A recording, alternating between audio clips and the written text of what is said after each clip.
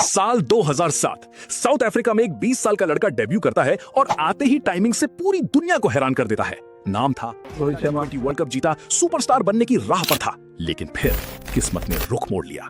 अगले 3 साल खराब फॉर्म और बेमतलब के शॉट्स ने रोहित को सवालों के घेरे में ला खड़ा किया और साल 2011 में वो हुआ जिसने रोहित को तोड़ कर रख दिया।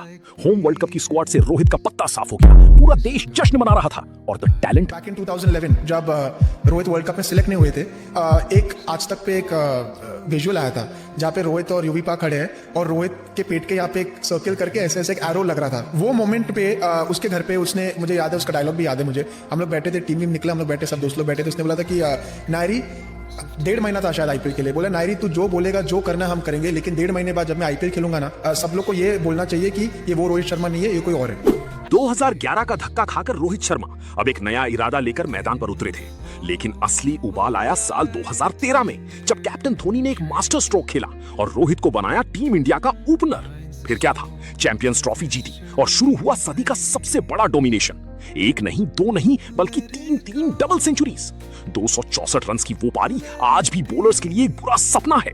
2019 वर्ल्ड कप तक आते आते रोहित हिटमैन बन चुके थे, जिन्होंने एक ही टूर्नामेंट में 5 सेंचुरीज ठोककर इतिहास लिख दिया। टैलेंट अब तबाही बन चुका था, लेकिन क्या ये काफी था?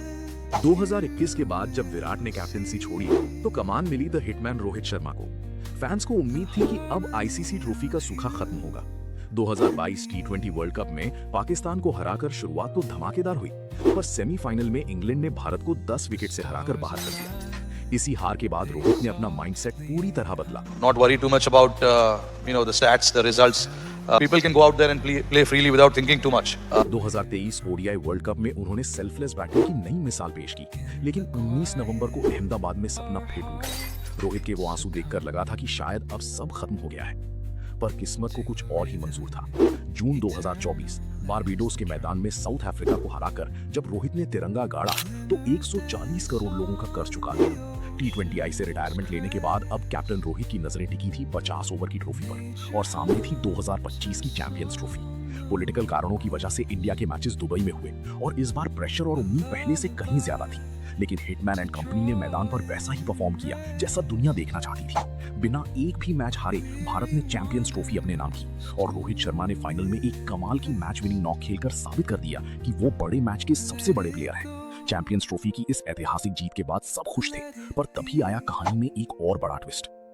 जब सबको लगा कि रोहित शर्मा का युग खत्म हो चुका है, तब शुरू हुई एक नई कहानी। एक ऐसा समय आया जब रोहित ने बड़े फैसले लिए, अपना ध्यान बदला, अपनी प्राथमिकताएं बदली और दुनिया ने कहा कि अब हिटमैन पहले जैसा नहीं रहा। क्रिटिक्स ने उनकी फॉर्म पर सवाल उठाए, उनकी फिटनेस का मजाक उड़ाया।